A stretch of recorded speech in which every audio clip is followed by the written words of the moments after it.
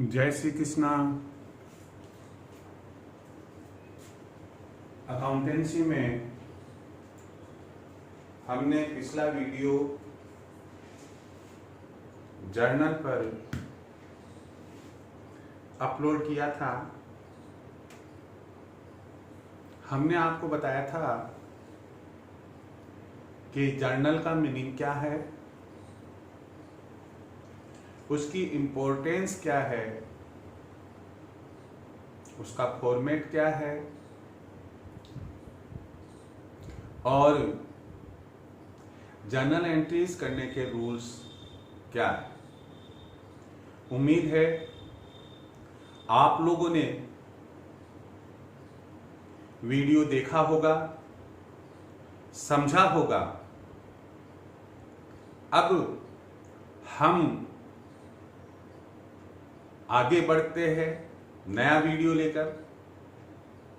शुरुआत करें इसके पहले फिर मैं वही बात आपको कहूंगा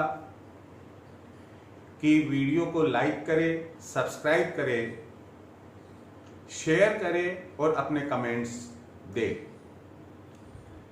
हमेशा वीडियो को लास्ट तक देखना चाहिए, तभी हमें ये जानकारी होगी हमने पिछला वीडियो कहां तक देखा था, कहां तक हमने स्टडी करी थी और अगला वीडियो कहां से शुरू होगा। आज हम जर्नल का पहला एग्जाम्पल लेकर, न्यूमेरिकल क्वेश्चन का पहला एग्जाम्पल लेकर आए हैं आपके पास में।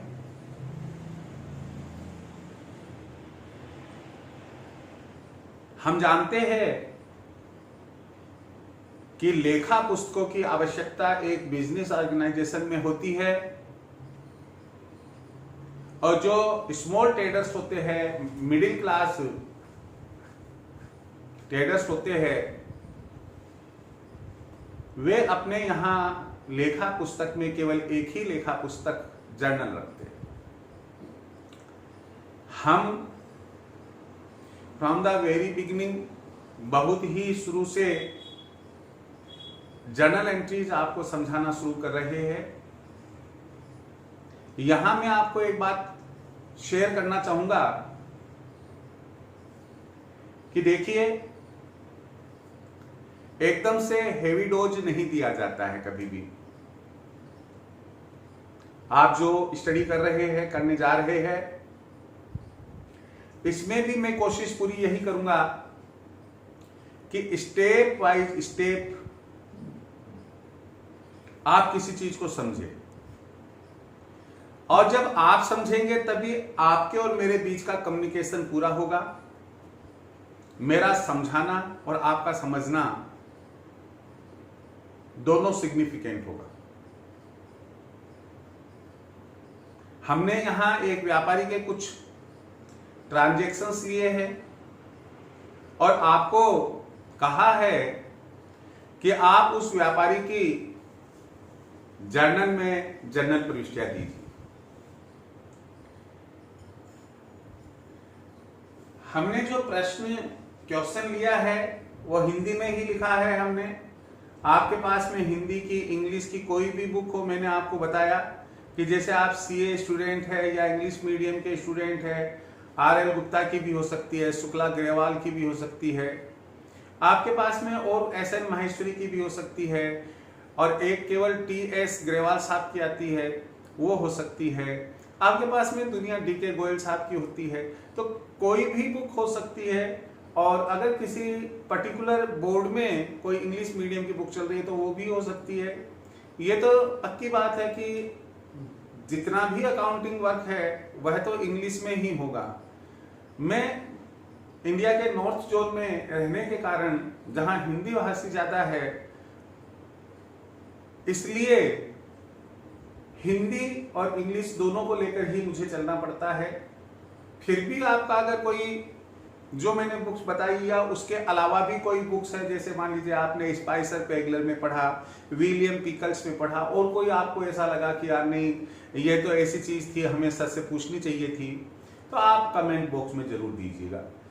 तो आप कोशिश कीजिएगा कि आप मुझे समझ सके और मैं कोशिश करूंगा कि मैं आप लोगों को समझ सकूं।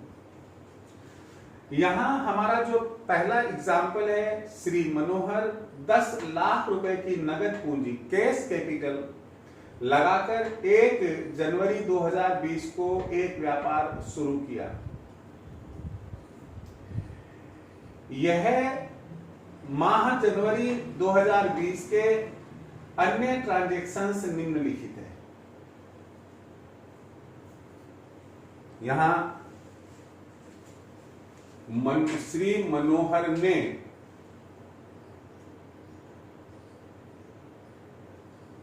कितने रुपए की नगद पूंजी लगाकर व्यापार शुरू किया।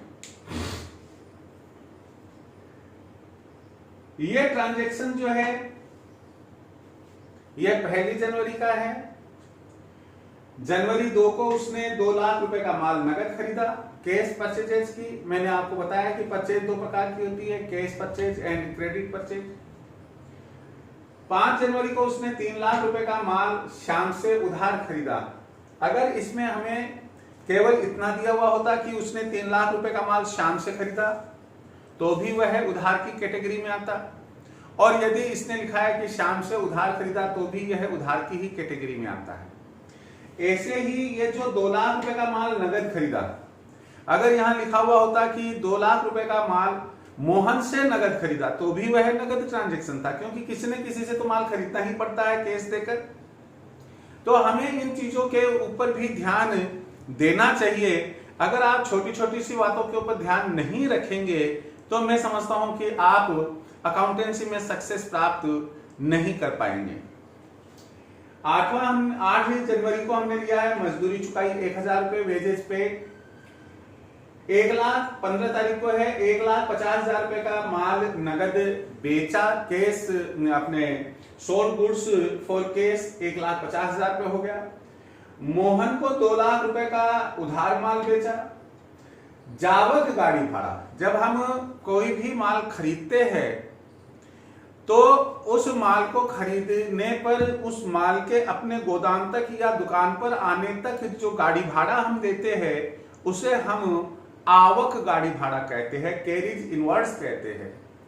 और जब हम माल बेचते हैं और उस पर अगर व्यवसायी को कोई गाड़ी भाड़ा देना होता है तो माल जा रहा है, बेचे हुए माल पर गाड़ी भाड़ा दिया जा रहा है, उसे हम कैरिज आउटवर्ड्स कहते हैं। किराया, जिस दुकान में जिस मकान में व्यापार चल रहा है 30 जनवरी को किराया चुकाया 5,000 रुपए और 31 जनवरी को वेतन चुकाया 10,000 रुपए। हमने अभी इस बार 1 2 3 4 5 6 7 8 9 ट्रांजैक्शंस लिए हैं। आप इसी प्रकार के ट्रांजैक्शंस लेकर पहले शुरुआत इसी प्रकार से करें कि आप की जर्नल एंट्रीज का जो नियम है वह क्लियर हो जाए। उपरोक्त व्यवहारों की मनोहर की पुस्तकों में जर्नल प्रविष्टियां कीजिए। तो आपको साफ लिखा हुआ होगा make the journal entries in the books of Manohar. ये इसका हमने सॉल्यूशन लिया है। आपको जब जर्नल एंट्रीज करनी है तो आपको रूल्स याद रहने चाहिए। कौन से याद रहने चाहिए? जैसे मैंने पर्सनल अकाउंट के लिए debit the receiver and credit the giver बताया, रियल अकाउंट के लिए debit what comes in and credit what goes out बताया, और नॉमिनल अकाउंट के लिए हमने बताया debit all the expenses and losses and credit all the incomes and gains. आप कहीं पर भी रहे और किसी भी यूनिवर्सिटी से या बोर्ड से एग्जाम दे, आपको इन नियमों को तो फॉलो करना ही करना पड़ेगा, अदरवाइज आप अकाउंटेंसी में इनिशियल स्टेज के ऊपर ही फेलियर हो जाएंगे। तो इन रूल्स को ध्यान में रखने के ऊपर हमने पाया कि 10 लाख रुपए की पूंजी लगाकर मनोहर ने व्यापार प्रारंभ किया।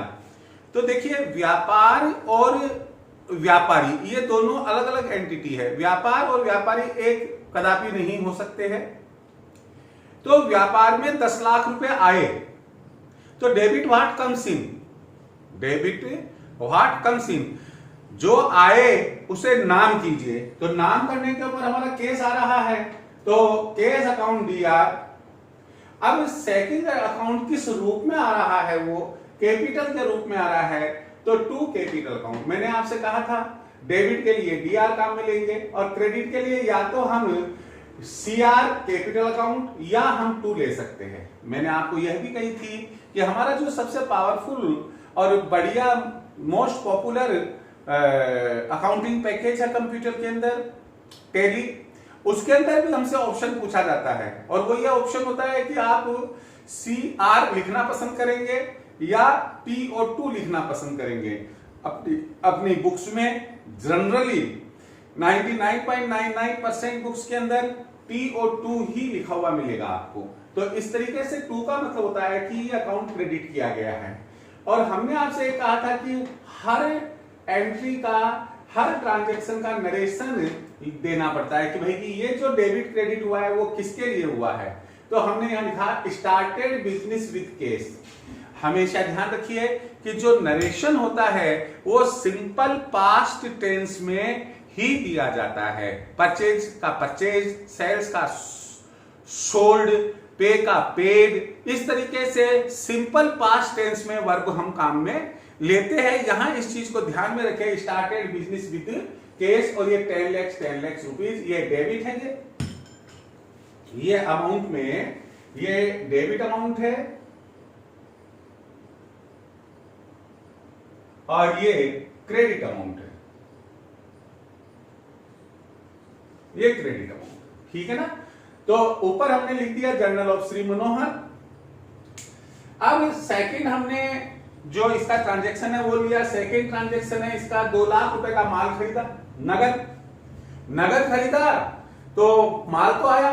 हमेशा ध्यान रखिए कि आप कपड़े का व्यापार करते हैं तो कपड़ा आपके लिए माल है, आप सीमेंट का व्यापार करते हैं तो सीमेंट आपके लिए माल है, आप इलेक्ट्रॉनिक्स का व्यापार करते हैं तो आपके लिए टीवी है, वॉशिंग मशीन है, दूसरा इलेक्ट्रॉनिक आइटम जो भी है वो सब आपके लिए माल है। कुल मिलाकर जिस वस्तु का क्रय इसलिए किया जाता है कि उसको बेचकर लाभ कमाया जा सके और आपके व्यापार का रजिस्ट्रेशन भी उस ट्रेडिंग के लिए ही किया हुआ है, तो उसे हम उस वस्तु को माल ही कहते हैं। माल खरीदने पर गुड्स को डेबिट क्रेडिट ना करके माल खरीदने पर परचेजेज को डेबिट किया जाता है और माल बेचने पर सेल्स को क्रेडिट किया जाता है। ये जीवन में एक गांठ बांध लीजिएगा कि परचेज एंड सेल्स जो ये आता है ये माल के संबंध में ही आता है। दूसरी बात, परचेजेज एक्सेप्शनल केस को छोड़कर हमेशा डेबिट होगी। ये एक्सेप्शनल केस क्या है इसी चैप्टर के अंदर हम आपको बात बताएंगे, यहां अभी नहीं बताई जाएगी। और सेल्स हमेशा ही क्रेडिट अकाउंट होगा। तो यहां नगद में माल खरीदा तो माल आ रहा है, debit what comes in, debit what comes in and credit what goes out. तो माल आ रहा है इसलिए उसे नामे कीजिए और रोकड़ जा रहा है व्यापार से इसलिए उसे जमा कीजिए। तो हमारी जो जर्नल एंट्री होगी वो होगी परचेजेज अकाउंट डीआर, वो माल के लिए ये आया है। टू केस जा रहा है, टू केस 2 लाख रुपए। और मैंने आपको बताया कि सिंपल पास्ट टेंस में नरेशन लिखेंगे। नरेशन लिखने की आदत बनाइएगा, आपको क्वेश्चन में ही जो ट्रांजैक्शंस दिए हुए हैं उसी से ये मिल जाती है बात। तो गुड्स परचेज फॉर केस इतना सफिशिएंट है। अगर आप नहीं देख पाएंगे तो जरूर कुछ मार्क्स आपके डिडक्ट हो जाएंगे। फिर हमने लिखा कि 3 लाख रुपए का माल श्याम से उधार खरीदा, श्याम से माल उधार खरीदा तो माल तो आ गया। तो आने वाले को क्या कीजिए, नाम कीजिए और देने वाले को जमा कीजिए। तो देने वाला कौन है, श्याम है, और माल आ रहा है इसलिए purchases account DR to Shyam, goods purchase on credit या गुड्स परचेज फ्रॉम श्याम, ये 3 लाख रुपए हमारा हो जाएगा। क्लियर है। अब इसके बाद के अंदर नेक्स्ट ट्रांजैक्शन हमारा है 15 तारीख को 15,000 रुपए का माल नगद बेचा। माल नगद बेचा, बेचने के लिए भी मैंने आपसे कहा है कि बेचना जो है वह भी 2 प्रकार का होता है, एक क्रेडिट सेल्स होती है, एक कैश सेल्स होती है। तो क्रेडिट सेल्स में तो किसी न किसी व्यक्ति या फर्म या कंपनी को हम माल बेचते हैं और कैश के अंदर तो कैश आया चाहे कोई भी ले जाए हमसे। तो यहां हमें जो लिखा हुआ मिल रहा है कि 1.5 लाख रुपए का माल नगद बेचा 15 तारीख को, तो यहां माल जा रहा है, debit what comes in and credit what goes out, जाने वाले को आप जमा कीजिए। अब जाने वाले को जमा कीजिए तो माल जा रहा है, और माल जा रहा है विक्रय के रूप में जा रहा है। तो हमने आपसे ये चीज कही कि गुड्स की जगह हम सेल्स को ही ध्यान में रखेंगे और सेल्स यहां क्रेडिट होगी। और आ क्या रहा है, हमने नगद, यानी कि व्यवसायी ने नगद बेचा है, पैसा आ रहा है, रोकड़ आ रही है, तो cash account DR to sales account, ये हो गया cash account DR to sales account, sold goods for cash, रोकड़ के बदले में हमने माल बेचा। फिर उसके बाद में हमने लिखा मोहन को 2 लाख रुपए का उधार माल बेचा। अगर ये उधार नहीं भी लिखे, हम लिखते केवल कि मोहन को 2 लाख रुपए का माल बेचा, क्योंकि इसमें नगद नहीं है इसलिए वह ट्रांजैक्शन भी क्रेडिट का ही माना जाएगा। माल तो गया हमारे यहां से, इसलिए टू सेल्स तो होगा ही। पाने वाला कौन है, मोहन, इसलिए मोहन को डेबिट करेंगे आप, मोहन डीआर। अब यहां एक बात ध्यान रखिएगा कि यहां हमने यहां श्याम लिखा, यहां मोहन लिखा, अकाउंट यहां नहीं लिखा, यहां पर भी अकाउंट नहीं लिखा। अगर हमें इसमें अकाउंट लिखना है तो अपोस्ट्रोफी एस लगाकर श्याम्स अकाउंट, मोहन अकाउंट ऐसे लिखेंगे, ओनली मोहन अकाउंट ऐसे नहीं लिखेंगे। तो Mohan DR to sales 2 lakh रुपए। जावक गाड़ी भाड़ा, मैंने आपसे कहा कि माल बेचने के ऊपर जो गाड़ी भाड़ा व्यवसायी के द्वारा, बिजनेस पर्सन के, बिजनेसमैन के द्वारा चुकाया जाता है, it is called carriage outwards, carriage outwards. और ये एक प्रकार का खर्चा है। तो खर्चे के लिए हमने आपको क्या बताया, समस्त खर्चे एवं हानियों को नाम कीजिएगा। तो all the expenses and losses should be debited, debit होने चाहिए। तो कैरिज आउटवर्ड्स, तो कैरिज आउटवर्ड्स डेबिट हुआ। और कैरिज आउटवर्ड्स में हमें पैसा देना पड़ रहा है, तो कैश जा रहा है, कैश जा रहा है बिजनेस से, इसलिए टू जाने वाले को जमा कीजिए, टू कैश अकाउंट 2000 रुपए, कैरिज आउटवर्ड्स पेड। फिर उसके बाद में नेक्स्ट लिखाया हमने किराया चुकाया 5000 रुपए। ये करीब करीब आपके शुरू के जो क्वेश्चंस होंगे उसके अंदर स्टेशनरी खरीदी, किराया चुकाया, मजदूरी चुकाई, वेतन चुकाया, ऐसे आपकी प्रैक्टिस के लिए अलग अलग ट्रांजैक्शंस दिए हुए होंगे। और अच्छा रहेगा कि आप उनकी अच्छी खासी प्रैक्टिस कर ले। तो यहां पर किराया चुकाया 30 तारीख को 5000 रुपए है। रेंट, किराया जो है वह भी खर्चा है, तो खर्चे को नाम कीजिएगा और रोकड़ जा रही है इसलिए उसे जमा कीजिएगा। तो 30 तारीख को rent account DR to cash account 5000 रुपए हो जाएगा। हमने नरेशन लिखा, रेंट पेड बहुत है इतना, wages paid, rent paid, salary paid, commission paid, bonus paid, इस तरीके से हम लिख सकते हैं। अंतिम जो ट्रांजैक्शन है वो है वेतन चुकाया 10,000 रुपए, वेतन चुकाया।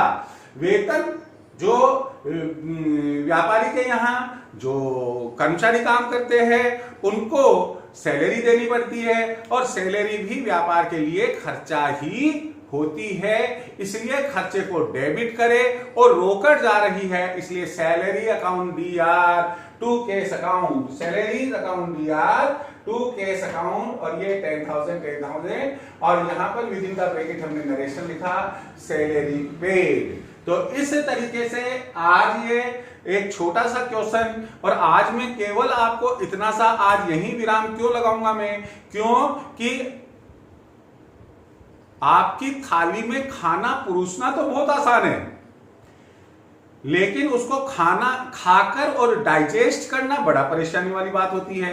तो मैं तो 1-2 और क्वेश्चन करा दूं, लेकिन 1-2 क्वेश्चन कराने से जस्ट केवल एक फॉर्मेलिटी होगी। आप पहले इन्हें खूब अच्छे से क्लियर करें, अपने जर्नल के जो जर्नल एंट्रीज के रूल्स हैं उन्हें खूब अच्छे से पढ़ें। अपनी कोई भी समस्या, किसी भी प्रकार की समस्या और जो शुरू से मैंने पढ़ाया या आप पढ़ रहे हैं मैंने किसी वजह से उसको स्किप किया हुआ है, तो ऐसी परिस्थिति के अंदर आप कमेंट बॉक्स में वह भी डाल सकते हैं। और अगर वो इंपॉर्टेंट अच्छा हुआ तो एक पूरा का पूरा लेक्चर ही हम अपलोड कर देंगे उसके ऊपर, आपने जो पॉइंट बताया उसी के ऊपर। तो अच्छा रहेगा कि आप इसे लास्ट तक, मेरे वीडियो को लास्ट तक देखें, लाइक करें, सब्सक्राइब करें, शेयर करें और अपने कमेंट दें। Thank you very much.